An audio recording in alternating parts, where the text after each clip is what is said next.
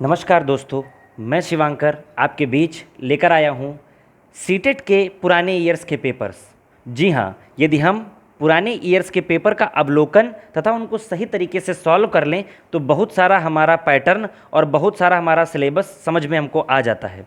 चलिए शुरू करते हैं विगत 2018 वर्ष के पेपर को। इस बार इस वीडियो में हम लोग ईवीएस के 30 प्रश्न को हल करेंगे पूरे व्याख्यान के साथ में। चलिए शुरू करते हैं। पहला प्रश्न आपके समक्ष यह है, निम्नलिखित प्रश्नों के उत्तर देने के लिए सही उपयुक्त विकल्प चुनिए। अब देखते हैं पहला प्रश्न है, देखिए आपके समक्ष लिखा हुआ है पहला प्रश्न, विद्यालय में मिड डे मील के समय के लिए कौन सा सबसे प्रासंगिक है। दोबारा पढ़ेंगे, विद्यालय में मिड डे मील के समय के लिए कौन सा सबसे प्रासंगिक है। सबसे प्रथम आपका है, यह शिक्षण अधिगम के लिए बहुत ही मूल्यवान समय को बर्बाद करता है। दूसरा है, शिक्षण अधिगम के साथ इसका कोई लेना देना नहीं है। तीसरा है, यह ईवीएस शिक्षण अधिगम के लिए एक अच्छा शिक्षण अधिगम का अवसर है। और चतुर्थ है, यह उन बच्चों के लिए है जो विद्यालय में खाली पेट आते हैं। चलिए 30 सेकेंड का समय आपके लिए।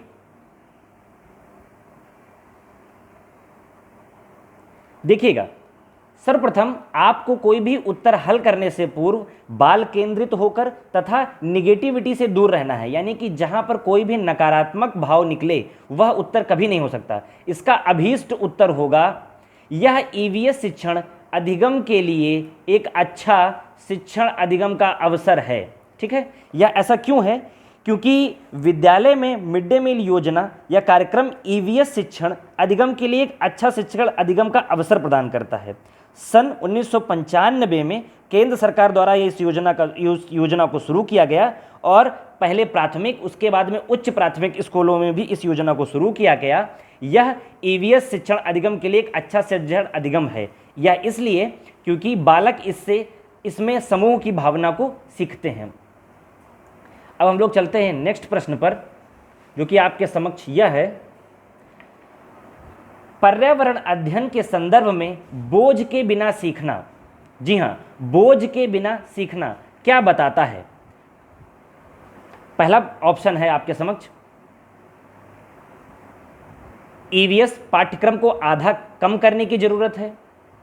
दूसरा है, स्कूल बैग का वजन कम करना। तीसरा है, ईवीएस पाठ्य पुस्तकों में अध्यायों की कम संख्या। तथा चतुर्थ है, अबोध का भार कम करने की जरूरत है। चलिए आपके समक्ष 2 मिनट का समय।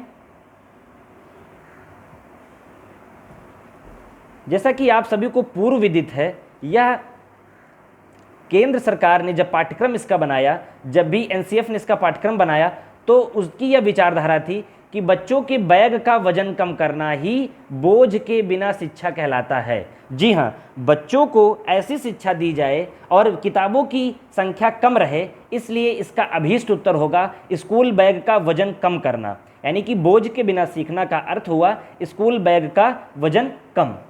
चलिए अब हम लोग आगे अगले प्रश्न की तरफ बढ़ते हैं। अगला प्रश्न है, ईवीएस कक्षा में समूह में सीखने का क्या उद्देश्य है? जी हाँ, ईवीएस कक्षा में समूह में सीखने का क्या उद्देश्य है? प्रथम ऑप्शन आपके समक्ष दिख रहा है, छात्रों को आसानी से प्रतिबंधित करना और वर्कलोड को कम करना। द्वितीय उत्तर आपके समक्ष है, लड़के और लड़कियों अलग अलग सीख सकते हैं। तृतीय उत्तर है, कम और उच्च प्रदर्शन करने वाले छात्रों को अलग करना और उपचारात्मक शिक्षण देना।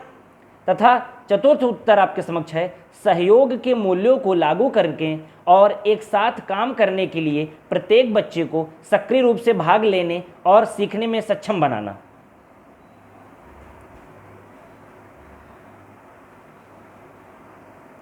जैसा कि हमने पहले ही आपको बताया है, जब इसका उत्तर निकालेंगे तो हमारा निकल कर आएगा फोर्थ ऑप्शन, जो हमें बता रहा है सहयोग के मूल्यों को लागू करने और एक साथ काम करने के लिए प्रत्येक बच्चे को सक्रिय रूप से भाग लेने और सीखने के सक्षम बनाना। मैंने आपको बताया हमारी पाठ्यक्रम योजना का मूल रूप ही है समूह में सीखना। यदि जब बालक समूह में सीखता है तो ज़्यादा अच्छे ढंग से सीख पाता है, ताकि वह अपने अंदर के समस्त टैलेंटों को दिखा सके। ईवीएस कक्षा में समूह में सीखने का उद्देश्य बच्चों में सहयोग के मूल्यों को लागू करने और एक साथ काम करने के प्रति बच्चे को सक्रिय रूप से भाग लेने और सीखने के सक्षम बनाना है। समूह में सीखने से बच्चों में वर्कलोड कम होता है तथा साथ ही वे सीखने के प्रति प्रेरित भी होते हैं, जिससे उनका प्रदर्शन और अच्छा होता है। इसलिए अभीष्ट उत्तर हमारा चौथा ही होगा। अगला प्रश्न की ओर हम बढ़ते हैं। नेक्स्ट प्रश्न हमारा है, वैकल्पिक ढांचे का क्या अर्थ है? जी हाँ, वैकल्पिक ढांचे का क्या अर्थ है? पहला ऑप्शन है सभी विचार जो दृढ़ता से बच्चों द्वारा अर्जित किए जाते हैं। द्वितीय ऑप्शन है विभिन्न भौतिक घटनाओं का पाठ्य पुस्तक स्पष्टीकरण। तृतीय ऑप्शन है विचार जो अवधारणाओं के औपचारिक रूप से स्वीकृत स्पष्टीकरण से अलग है। नेक्स्ट ऑप्शन है आपका वर्तमान में वैज्ञानिकों और सामाजिक वैज्ञानिकों द्वारा विचार आयोजित विचार। जैसा कि आप सभी ने पढ़ा तो इसका अभीष्ट उत्तर होगा थर्ड, जो यह बता रहा है वैकल्पिक ढांचे का सीधा सा अर्थ है विचार, यानी कि जो अवधारणाओं के औपचारिक रूप में स्वीकृत या स्पष्टीकरण से अलग है, यह हमारा कहलाता है वैकल्पिक ढांचा। वैकल्पिक ढांचे का सीधा सा अर्थ है वह विचार जो अवधारणाओं के औपचारिक रूप से स्वीकृत स्पष्टीकरण से अलग है। इस प्रकार वैकल्पिक ढांचा नवीन विचारों को प्रोत्साहित करता है। वैकल्पिक ढांचे शब्द का सर्वप्रथम प्रयोग ड्राइवर, जी हाँ, सर्वप्रथम इसका प्रयोग ड्राइवर महोदय ने किया था। वैकल्पिक ढांचे का सर्वप्रथम प्रयोग ड्राइवर महोदय ने किया था, यह भी आप यहीं से याद रखेंगे। चलिए आगे बढ़ते हैं नेक्स्ट क्वेश्चन की तरफ। 66 क्वेश्चन आपका कह रहा है महिलाएं पुरुषों की तुलना में कमजोर हैं, यह एक फिल इन द ब्लैंक्स है। अब आप चारों ऑप्शंस को देखेंगे। पहला हमारा ऑप्शन कह रहा है अंधविश्वास है, दूसरा कह रहा है मिथक है, तीसरा कह रहा है वैज्ञानिक तथ्य है और चौथा कह रहा है रूढ़िबद्ध धारणा है। आपको यह प्रश्न पढ़ते ही दिमाग में आ गया होगा, महिलाएं पुरुष की तुलना में कमजोर हैं, यह हमारी रूढ़िबद्ध धारणा है। आज आप देख रहे होंगे कि महिलाएं हर जगह पर हमसे कदम से कदम मिलाकर चल रही हैं। पुरुषों के समान महिलाएं समस्त क्षेत्रों में कार्य कर रही हैं। तो यह एक रूढ़िबद्ध धारणा है कि महिलाएं कमजोर होती हैं। आज आप कई सारे नाम अपने समक्ष देखते हैं, तो चाहे वह हमारी राष्ट्रपति प्रतिभा देवी सिंह पाटिल हों, या फिर हमारी कल्पना चावला जी हों, या फिर कई सारे ऐसे नाम यदि मैं गिनाऊं तो पूरा सेशन यह कम पड़ जाएगा। इसलिए यह मात्र एक रूढ़िबद्ध धारणा ही है। अगले प्रश्न की तरफ हम लोग बढ़ते हैं। नेक्स्ट प्रश्न हमारा यह है, भारत में बिहार के सापेक्ष जम्मू कश्मीर और गोवा की स्थिति क्या है? सर्वप्रथम यह प्रश्न पढ़ने के बाद में इसके उत्तर देखेंगे। दक्षिण पश्चिम और उत्तर पूर्व, पूर्व और पश्चिम, पश्चिम और पूर्व, उत्तर पश्चिम और दक्षिण पश्चिम। हर बार सीटेड आपसे दिशा से एक प्रश्न जरूर पूछता है। आप सर्वप्रथम दिशाओं का ज्ञान होना आपको आवश्यक है। सबसे ऊपर हमारा होता है नॉर्थ यानी कि उत्तर, नीचे होता है हमारा साउथ यानी कि दक्षिण, और इधर होता है हमारा ईस्ट यानी कि पूर्व, और इधर होता है हमारा वेस्ट यानी कि पश्चिम। यह आपके दिमाग में पूरी तरह से बैठा होना चाहिए। जम्मू कश्मीर के सापेक्ष में, यानी कि जम्मू कश्मीर की स्थिति कुछ यहाँ पे है। जब हम भारत का नक्शा ऐसे कुछ बनाते हैं, यह हमारा भारत का नक्शा कुछ बनता है, तो यहाँ पर ये जो आपका क्षेत्र है, ये जम्मू कश्मीर वाला क्षेत्र है, जो अभी केंद्र शासित प्रदेश में तब्दील हो गया है। तो यहाँ से यदि हम देखना शुरू करें तो देख रहे हैं कि बिहार के सापेक्ष, अब ये देखिए बिहार यहाँ पर आपका स्थित है। जम्मू कश्मीर की स्थिति में बिहार यह राज्य है, यह आपका बिहार हो गया। जी हाँ, बिहार हो गया। बिहार के सापेक्ष यदि आप जम्मू कश्मीर को देखेंगे तो सीधा सीधा नॉर्थ में यह जा रहा है, और नॉर्थ के साथ में बिहार के सापेक्ष यह पूर्णतया नॉर्थ होता, और यह चूंकि इधर पश्चिम है तो यह हो गया उत्तर पश्चिम की दिशा। इसलिए हमारा जो जम्मू कश्मीर हो गया यह उत्तर पश्चिम हो गया। आपको क्लियर हो रहा होगा, उत्तर पश्चिम हो गया। तथा बिहार के सापेक्ष ही यदि हम गोवा की स्थिति देखें, बिहार यहाँ है तो गोवा हमारा कुछ यहाँ पे आके निकलेगा आके, ये हमारा जो क्षेत्र होगा भारत के, यह हमारा गोवा का क्षेत्र बनेगा आके। तो जब बिहार के सापेक्ष देखेंगे तो यह हमारा, यह हो गया हमारा दक्षिण तथा यह हो गया पश्चिम, तो यह दिशा हमारे निकल के आएगी दक्षिण पश्चिम। जी हाँ, दक्षिण पश्चिम।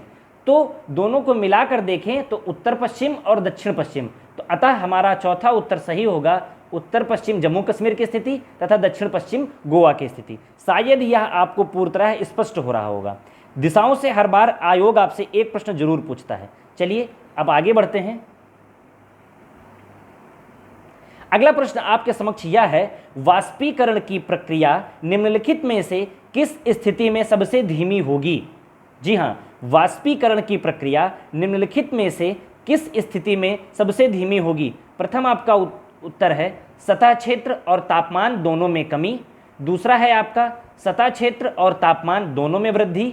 तीसरा है आपका सतह क्षेत्र बढ़ता है लेकिन तापमान घटता है। चौथा है आपका सतह क्षेत्र घटता है लेकिन तापमान बढ़ता है। दोबारा प्रश्न हम पढ़ेंगे, वाष्पीकरण की प्रक्रिया निम्नलिखित में से किस स्थिति में सबसे धीमी होगी?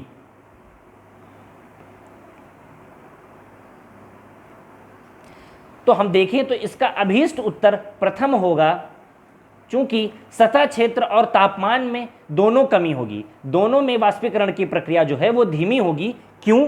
क्योंकि वाष्पीकरण की प्रक्रिया उस स्थिति में सबसे धीमी होगी जब सतह क्षेत्र और तापमान दोनों में कमी होगी, क्योंकि द्रव से गैस में परिवर्तन होने की प्रक्रिया वाष्पीकरण कहलाती है। जब सतह का क्षेत्र बड़ा होता है तो तापमान कम या अधिक होने की स्थिति में वाष्पीकरण होता है। इसे कपड़ा सुखाने की क्रिया से समझा जा सकता है। जैसे जो कपड़ा फैलाकर रखा जाता है वह जल्दी सूखता है, अतः इसलिए विकल्प जो है यह हमारा प्रथम एकदम सही होगा। वाष्पीकरण की प्रक्रिया सतह क्षेत्र और तापमान दोनों में कमी होने से धीमी होगी। अब हम लोग अगले प्रश्न की तरफ बढ़ते हैं। अगला प्रश्न है, स्थानों, दूरियों और दिशाओं की सापेक्ष स्थिति को समझने की क्षमता है। जी हाँ, स्थानों, दूरियों और दिशाओं की सापेक्ष स्थिति को समझने की क्षमता है। प्रथम आपका हो जाएगा ग्राफिक कौशल, द्वितीय दिशात्मक कौशल, तृतीय चित्रण कौशल, चतुर्थ स्थितीय कौशल। अब आपके समझ में यही आ रहा होगा, स्थानों, दूरियों और दिशाओं की सापेक्ष स्थिति, यानी कि अभी हमने आपको स्थानों और दूरियों के आधार पर नॉर्थ, साउथ और ईस्ट, वेस्ट बताया था। उसके आधार पर ही मैंने आपके समक्ष जम्मू कश्मीर, बिहार की स्थिति, जम्मू कश्मीर और गोवा की स्थिति आपको बताई थी। तो ये आपके समक्ष यह कौन सा कौशल था? आपने चित्र के माध्यम से ही समझा था कि यह स्थानों और दूरियों और दिशाओं की ज्ञान को हमको किस स्थिति में देखना होगा। यह हमारा चित्रण कौशल के अंतर्गत आता है। जी हाँ, चित्रण कौशल के अंतर्गत आता है। अतः अभीष्ट उत्तर हमारा थर्ड ऑप्शन हो जाएगा। चलिए अगले प्रश्न की ओर बढ़ते हैं। अगला प्रश्न हमारा कह रहा है, किस राष्ट्रीय पाठ्यचर्या फ्रेमवर्क यानी NCF नेशनल कैरिकुलम फ्रेमवर्क ने प्राथमिक स्तर पर एक एकीकृत पाठ्यचर्या क्षेत्र के रूप में पढ़ाए जाने के लिए पर्यावरण अध्ययन की सिफारिश की? जी हाँ, बहुत ही महत्वपूर्ण प्रश्न, और विगत 2 वर्षों से यह प्रश्न बार बार पूछा जा रहा है कि NCF ने EVS पढ़ाने के लिए कब से सिफारिश की। तो हम देखते हैं, इसका प्रथम उत्तर है NCF 1975, NCF 2005, NCF 1988 और NCF 2000।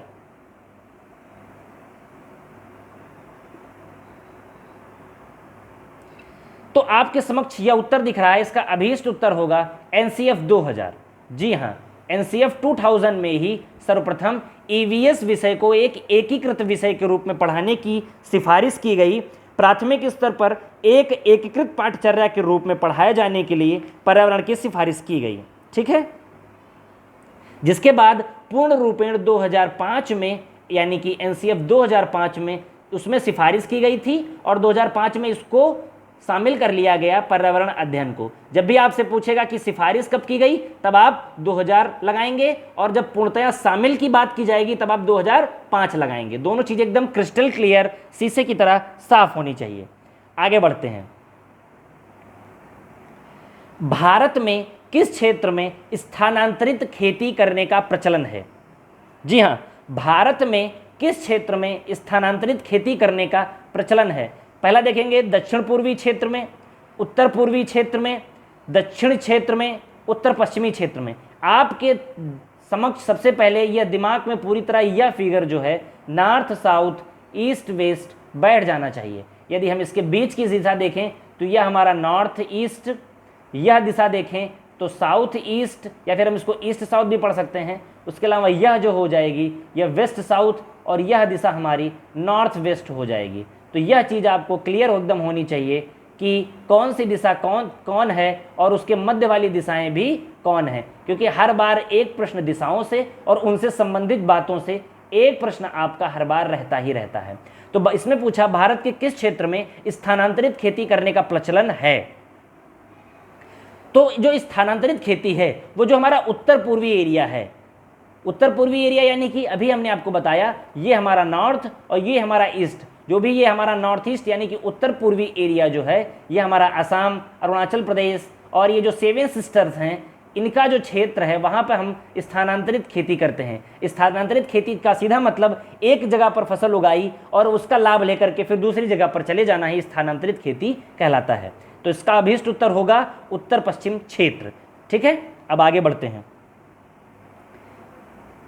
अगला प्रश्न हमारा यह कह रहा है नदी बांधों से उत्पन्न जल विद्युत के लिए निम्नलिखित में से कौन सा कथन सत्य नहीं है। जी हाँ, यहाँ पर आप ध्यान से पढ़ेंगे, आयोग ने पूछा है नहीं है और बच्चे यहीं पर जल्दबाजी में इसको है पढ़कर और गलत उत्तर कर देते हैं। तो हमको प्रश्न बड़ी ही सावधानी से पढ़ना है। तो यहाँ पर पूछा गया है कि नदी बांधों से उत्पन्न जल विद्युत के लिए निम्नलिखित में से कौन सा कथन सत्य नहीं है। पहला हमारा कथन है बांध स्वदेशी लोगों को अपनी नदी की जीवन रेखाओं से अलग करते हैं। द्वितीय है बांध टिकाऊ विकास को प्रोत्साहित करते हैं। तृतीय है यह पानी या हवा को प्रदूषित नहीं करता। चतुर्थ है यह जल विद्युत सुविधाओं से बड़े पर्यावरणीय प्रभावों को सकता है।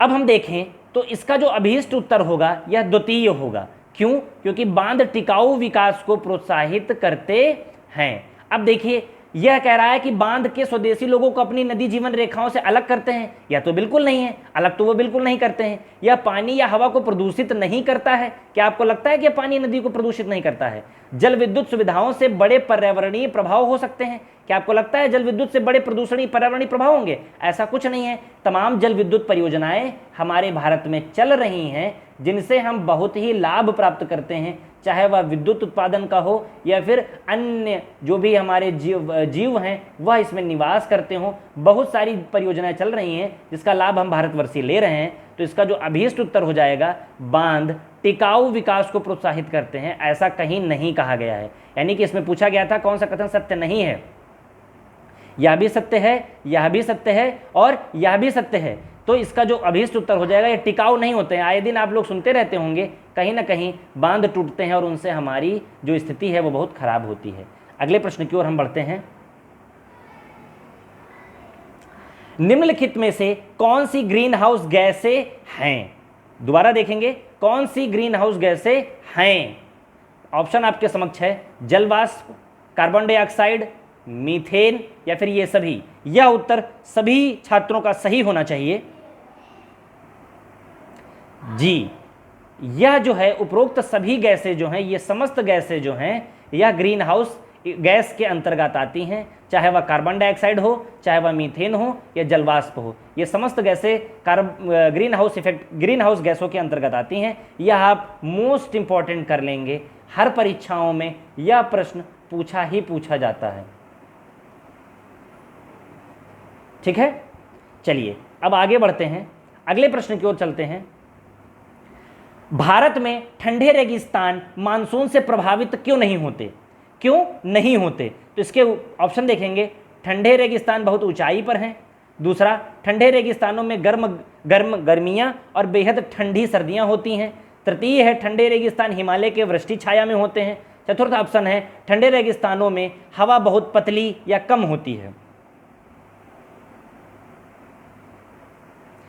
अब आप लोग इसका दिमाग लगाकर उत्तर देंगे कि इसमें कौन सा अभीष्ट उत्तर होगा। तो इसका अभीष्ट उत्तर हो जाएगा कौन सा? देखिए यहां ध्यान से पड़ेगा कि मानसून से प्रभावित क्यों नहीं होते हैं। तो इसका सही उत्तर हो जाएगा ठंडे रेगिस्तान हिमालय की वृष्टि छाया में होते हैं, इस वजह से यह प्रभावित नहीं होते हैं। देखेंगे भारत में ठंडे रेगिस्तान मानसून से इसलिए प्रभावित नहीं होते हैं क्योंकि वे अधिक ऊंचाई पर हैं, साथ ही वे हिमालय की वृष्टि छाया में पड़ते हैं। ठंडे रेगिस्तान यानी कि लद्दाख का क्षेत्र, आपको समझ में आ रहा होगा, रेगिस्तान से आप लद्दाख का क्षेत्र लेंगे, हमारा वहीं पे जो है जहाँ पर अभी हमारी गलवान घाटी है, जहाँ पे भारत चीन युद्ध चल रहा है, जी जी ये देखिए ठंडे रेगिस्तान जो है हमारा, ये लद्दाख क्षेत्र में, जहाँ पे अभी चीन और भारत के युद्ध की स्थिति आ गई थी, ठंडे रेगिस्तान वहाँ है। चूंकि यह ठंडे रेगिस्तान हिमालय की वृष्टि छाया में है, इसलिए जो है ये मानसून से ज़्यादा प्रभावित नहीं होते हैं। चलिए अगले प्रश्न की ओर हम लोग बढ़ते हैं। ताजमहल के पीले होने के लिए निम्नलिखित में से कौन सा कारक जिम्मेदार है? बहुत ही इंपॉर्टेंट प्रश्न है यह, और पिछली कई सारी परीक्षाओं में यह प्रश्न पूछा गया है। ताजमहल के पीले होने के लिए निम्नलिखित में से कौन सा कारक जिम्मेदार है? पहला उत्तर है क्लोरीन, दूसरा है नाइट्रोजन और डाइऑक्साइड, तीसरा ऑप्शन है सल्फर डाइऑक्साइड और चौथा है सल्फर। आपके लिए 2 मिनट का 30 सेकंड का समय। तो जैसा कि आप सभी को पता है कि सल्फर डाइऑक्साइड यानी कि SO2 जो है वह हमारा आगरा स्थित ताजमहल के पीले होने का मुख्य कारण है, और यह आप बिल्कुल एकदम याद कर लेंगे, इसको एकदम मेमोराइज कर लेंगे, यह बहुत सारी परीक्षाओं में पूछा गया है। अगले प्रश्न की ओर चलते हैं।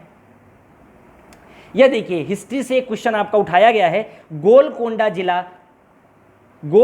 किला किसने बनवाया? गोलकोंडा किला किसने बनवाया? ऑप्शन है आपका पल्लव राजवंशों ने, चोल राजवंशों ने, चालुक्य राजवंशों ने या काकतीय राजवंशों ने।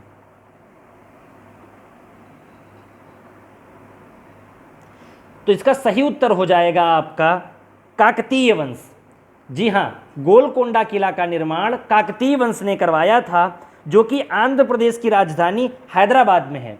तो ये गोलकोंडा का किला आप लोग कहाँ लिखेंगे? ये भी याद कर लीजिए, आंध्र प्रदेश की राजधानी हैदराबाद स्थित है। ये भी याद रख लेंगे कि गोलकोंडा किला जो है हैदराबाद स्थित है, जिसका संस्थापक काकतीय वंश ने जिसका निर्माण कराया था, और जिसका संस्थापक कुली कुतुबर शाह था। जी हाँ, कुली कुतुबर शाह। ठीक है, जी हाँ। अब आगे हम लोग बढ़ते हैं नेक्स्ट प्रश्न पर। साइंस से यह प्रश्न आपके समक्ष आया है। 15 ग्राम प्रति मिलीलीटर घनत्व और 3 मिलीलीटर आयतन की किसी वस्तु का द्रव्यमान क्या होगा? जी हाँ, 15 ग्राम प्रति मिलीलीटर घनत्व और 3 मिलीलीटर आयतन की किसी वस्तु का द्रव्यमान कितना होगा? पहला उत्तर है 12 ग्राम, 18 ग्राम, 45 ग्राम या फिर 5 ग्राम।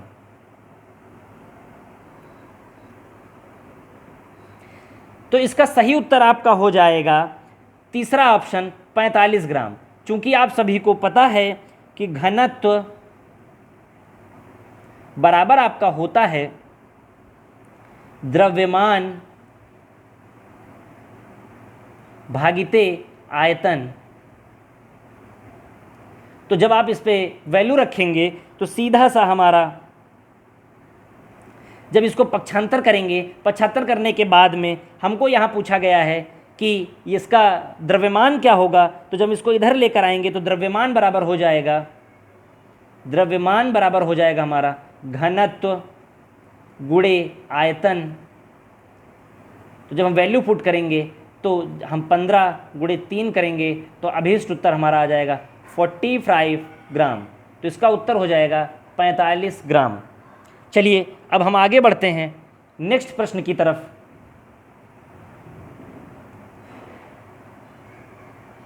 निम्नलिखित में से कौन सी अदिश राशि है? जी हाँ, निम्नलिखित में से कौन सी अदिश यानी कि वेक्टर क्वांटिटी है? अब आप देखेंगे, पहला है भार, दूसरा द्रव्यमान, तीसरा गुरुत्वाकर्षण और चौथा संवेग।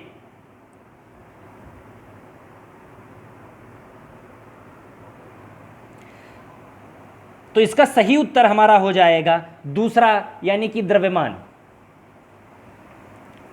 अब आपके समक्ष वह भौतिक राशि जिसमें परिमाण तथा दिशा दोनों निहित होती हैं उसे सदिश कहते हैं, तथा जिस राशि में केवल परिमाण निहित होता है ऐसी राशि को अदिश कहते हैं, जैसे दूरी, चाल, द्रव्यमान, आयतन। तो यहाँ पर आपका द्रव्यमान जो दिया गया है यह एक स्केलर क्वांटिटी है, यानी कि अदिश राशि है, और जो अन्य राशियाँ दी गई हैं यह सभी की सभी सदिश राशियाँ हैं, यानी कि वेक्टर क्वांटिटी हैं।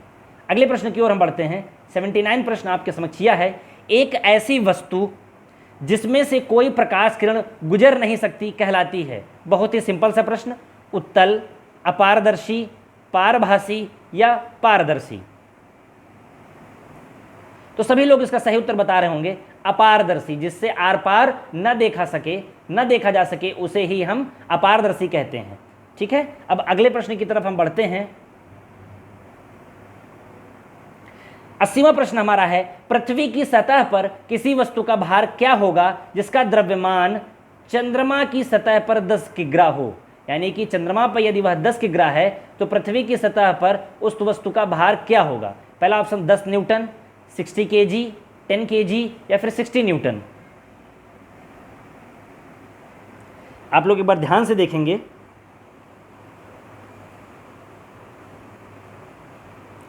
तो इसका सही उत्तर हो जाएगा 10 केजी। जी हाँ, 10 केजी इसका सही उत्तर हो जाएगा। वह क्यों? क्योंकि किसी वस्तु का भार वस्तु के द्रव्यमान तथा गुरुत्वीकरण के गुणनफल के बराबर होता है। पृथ्वी पर स्थित किसी वस्तु का भार चंद्रमा पर स्थित किसी भी वस्तु के भार का 6 गुना होता है, किंतु पृथ्वी तथा चंद्रमा दोनों सतहों पर द्रव्यमान बराबर होता है, अतः किसी वस्तु का द्रव्यमान गुरुत्वीकरण जी पर ही निर्भर नहीं करता है। इसलिए चंद्रमा पर स्थित वस्तु का द्रव्यमान 10 किग्रा है तो पृथ्वी पर भी इसका द्रव्यमान 10 किग्रा ही होगा। यानी कि ग्रेविटी पर द्रव्यमान डिपेंडेबिलिटी नहीं होती है। अब हम लोग अगले प्रश्न की तरफ बढ़ेंगे। एक विलेय की विघटन दर ... पर निर्भर करती है। प्रथम भार, दाब, तापमान तथा सतह क्षेत्र।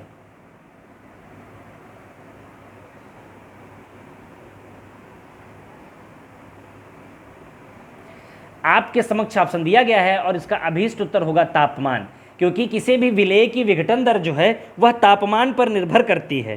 तापमान से विलेय के पदार्थों को विखंडन होता है, इससे पदार्थों के मध्य अंतःक्रिया होती है जिससे विघटन दर प्रभावी होती है। इसलिए जो सही उत्तर होगा आपका वह तापमान होगा। अगले प्रश्न की ओर बढ़ते हैं। सुषमा चाहती है कि उसके छात्रों को पेड़ों के संरक्षण के लिए संवेदनशील बनाया जाए। निम्नलिखित में से कौन सी ऐसा करने की सबसे उपयुक्त रणनीति है? प्रथम है बच्चों को एक एक पौधे को अपनाने और पोषित करने की मदद करना, कक्षा में बहस आयोजित करना, समूह चर्चा करना या फिर पोस्टर बनाना। अब आपको समझ दिख रहा होगा, यदि हमें पेड़ लगाकर पेड़ों के संरक्षण की बात बतानी है तो सीधी सी बात है, हम समूह में चर्चा क्यों करेंगे और पोस्टर भी क्यों बनवाएंगे? जागरूकता के लिए तो ठीक है, लेकिन जब उनका स्वयं संरक्षण करना हो तो हम ऐसी गतिविधियों को तो नहीं करेंगे। तो हम क्या करेंगे? सीधी से बच्चों को एक पौधे को देंगे और कहेंगे वह इसको अपनाएं और पोषित करने में मदद करना सिखाएंगे।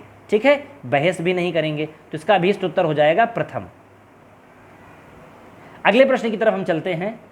अभय ने अपने छात्रों से उन बीमारियों पर समूह में एक सर्वेक्षण करने के लिए कहा जिनसे उसके पड़ोस के लोग पीड़ित थे। पाठ्य पुस्तक में सर्वेक्षण का उल्लेख नहीं किया गया। इस शिक्षण अधिगम की रणनीति के लिए कौन सा विकल्प प्रासंगिक नहीं है? अब देखिए, पाठ्य पुस्तक में नहीं था लेकिन फिर भी अभय ने वह करने के लिए कहा गया, तो यह शिक्षण की कौन से अधिगम की बात करती है? पहला देखेंगे, इसमें समुदाय को उन बीमारियों को समझने में मदद मिली जिससे वे पीड़ित थे।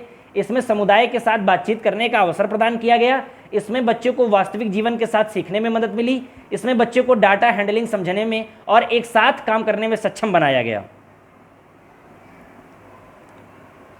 तो सीधी सी बात है, जब यह हमारे पाठ्यक्रम का हिस्सा नहीं था तो इससे हमें बच्चों को डाटा सर्वेक्षण, डाटा हैंडलिंग और एक साथ काम करने की भावना का विकास किया गया, जिससे बालक समूह में कार्य करना तथा किस प्रकार से डाटा का सर्वेक्षण किया जाता है और डाटा एनालिसिस किया जाता है, यही उद्देश्य था अभय का इस सर्वेक्षण को कराने के पीछे। तो अतः अभीष्ट उत्तर इसका चौथा ऑप्शन हो जाएगा। अब यहाँ देखेंगे इसमें समुदाय को उन बीमारियों को समझाने में मदद मिली। ऐसे बच्चे समुदाय को समझाने तो गए नहीं थे, इससे समुदाय के साथ चित करने का अवसर प्रदान किया गया। अवसर तो प्रदान हुआ, लेकिन क्या यह इसकी तुलना में ज़्यादा इंपॉर्टेंट था? ऐसा भी नहीं है। और बच्चे को वास्तविक जीवन के साथ सीखने में मदद मिली, यह भी सही है, लेकिन माफ कीजिएगा, दोबारा से देखेंगे इसको। इसमें लिखा गया है इस शिक्षण अधिगम की रणनीति के लिए कौन सा विकल्प प्रासंगिक नहीं है, यही आपको ध्यान देना है। जैसे हमसे गलती हुई ऐसा नहीं करना है, आपको नहीं है पर ध्यान देना है। तो इससे समुदाय के साथ जानने में मदद मिली तथा समुदाय के साथ संवाद करने का अवसर प्रदान हुआ, बच्चों को वास्तविक जीवन के साथ जीवन जीने को मिला, और इसमें डाटा हैंडलिंग और समझने का एक साथ काम करने में सक्षम बनाया गया। एक साथ तो काम करने का अवसर मिला, लेकिन इसमें डाटा हैंडलिंग जैसी कोई भी बात नहीं थी। तो यह उत्तर आपका हो जाएगा, इसमें ऐसी कोई भी बात नहीं करी गई है। माफ़ करिएगा, हमने नहीं यहाँ पर ध्यान नहीं दिया था। आगे बढ़ेंगे। आपातकालीन परिस्थितियों के बारे में बात करने के लिए प्रिया ने बच्चों के अनुभव पूछने। जब उन्हें कभी आपात स्थिति का सामना करना पड़ा, बच्चों ने आग, बिजली के झटके और सुरक्षा सड़क दुर्घटना के साथ अपने अनुभव सुनाए। उन्होंने प्रश्न पूछे, उनकी मौजूदा समझ का आकलन किया और समाचार पत्रों से सड़क सुरक्षा विज्ञापनों जैसे संसाधनों का उपयोग करके सुरक्षा पहलुओं पर चर्चा की, और क्रमशः आग और बिजली के झटके पर सुरक्षा दिशा निर्देशों पर चर्चा के लिए एलपीजी और इलेक्ट्रिक बिल का इस्तेमाल किया। प्रिया द्वारा अपनाया गया सबसे उपयुक्त दृष्टिकोण कौन सा है? अब यहाँ पे देखना है कौन सा है। पहला मानववादी दृष्टिकोण, संज्ञानात्मक दृष्टिकोण, अनुभवात्मक दृष्टिकोण, अन्वेषण दृष्टिकोण। तो इसका अभीष्ट उत्तर हो जाएगा अन्वेषण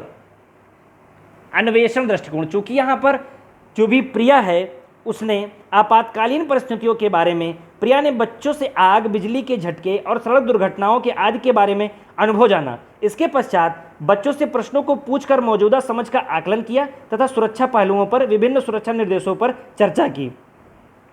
अतः यह दृष्टिकोण अन्वेषण दृष्टिकोण है, क्योंकि इस क्रम में सुरक्षा के उपायों को जानने हेतु विभिन्न समाचार पत्रों व अनुभवों के माध्यम से सुरक्षा तकनीकी के उपयोगों को समझा गया तथा दूसरों को भी इसके बारे में बताया गया। पहले समझा गया फिर बताया गया, इसलिए यह जो है अन्वेषण है, एक एनालिसिस है। ठीक है, आगे बढ़ेंगे नेक्स्ट प्रश्न की तरफ।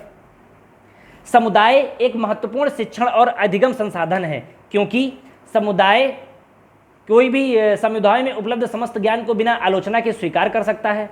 यह सत्ता और सुलभ है। बुजुर्ग लोग बुद्धिमान हैं और उनके पास समय है। यह वास्तविक परीक्षण के सीखने का अवसर प्रदान करता है। तो यह उपरोक्त जितने भी हैं यह सभी उतने ज़्यादा सही नहीं प्रतीत होते हैं, लेकिन यह वास्तविक परिस्थिति से सीखने का अवसर प्रदान करता है। यह इसका अभीष्ट उत्तर हो जाएगा। अगला कह रहा है ईवीएस शिक्षण अधिगम में कक्षा में प्राप्त अधिगम को विद्यालय के बाहर के जीवन से जोड़ना, इसे समृद्ध करने का तात्पर्य क्या है? पहला पाठ्यक्रम से बाहर जाना, दूसरा पाठ्यपुस्तकों से बाहर जाना। चलिए यहाँ पर दो ऑप्शन नहीं है, तो मैं आपको इसका सही उत्तर बता देता हूँ। चूंकि इन्हीं दो में से सही उत्तर व्याप्त है, तो इसका सही उत्तर व्याप्त हो जाएगा पाठ्यपुस्तकों से बाहर जाकर सीखना ही ईवीएस शिक्षण अधिगम के प्राप्त अधिगम को विद्यालय के बाहर से जीवन जोड़ने और समृद्ध करने का तात्पर्य कहलाता है। चलिए आगे बढ़ते हैं। नेक्स्ट हमारा है कक्षा 3 के छात्रों को रमा ने सिखाया कि पिता, माँ और उनके बच्चे एकल परिवार का गठन करते हैं, और यदि दादा दादी एक अन्य रिश्तेदार साथ रहते हैं तो यह एक विस्तरित परिवार है। आप इस बारे में क्या सोचते हैं? पहला, परिवार की अवधारणा को इसी तरह सिखाया जाना चाहिए। परिवार की परिभाषा गलत है। रमा अपने छात्रों के प्रति असंवेदनशील है। शिक्षण अधिगम के दृष्टिकोण समावेशी नहीं है। तो इसमें जो है यह उत्तर आप इस बारे में क्या सोचते हैं? तो यह जो शिक्षण अधिगम की दृष्टिकोण समावेशी नहीं है, क्योंकि इसमें बालक को समस्त चीज़ों का समावेश नहीं किया गया है, सभी के लिए नहीं बताया गया है। इस वजह से इसका अभीष्ट उत्तर हो जाएगा चौथा, शिक्षण अधिगम दृष्टि समावेशी नहीं है। अगला प्रश्न देखेंगे हम। निम्नलिखित में से कौन सी ईवीएस कक्षा में गतिविधि है? श्यामपट्ट का उपयोग, चित्र पढ़ना, फील्ड भ्रमण, या फिर ये सभी? मेरा मानना है कि यह प्रश्न सभी का सही होगा और इसका उत्तर हो जाएगा यह सभी। ये सभी ईवीएस पाठ्यक्रम का हिस्सा हैं और कार्य करने में सभी इस्तेमाल आते हैं। अगले प्रश्न की तरफ बढ़ते हैं हम।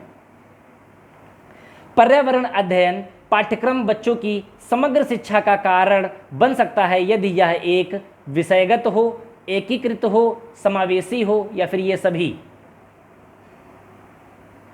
सीधी सी बात है, जब समग्र विकास की बात की जाए और समग्र शिक्षा का कारण की बात की जाए तो यह विषयगत भी है, यह एकीकृत भी है, यह सभी का ध्यान भी रखता है, यह समावेशी भी है, इसलिए इसका अभीष्ट उत्तर यह सभी हो जाएगा। अगले प्रश्न की तरफ हम बढ़ते हैं। पर्यावरण अध्ययन ईवीएस पाठ्य पुस्तकों में सपेरों पर एक अध्याय है। इसका उद्देश्य बच्चों को जागरूक करना और संवेदनशील बनाना है।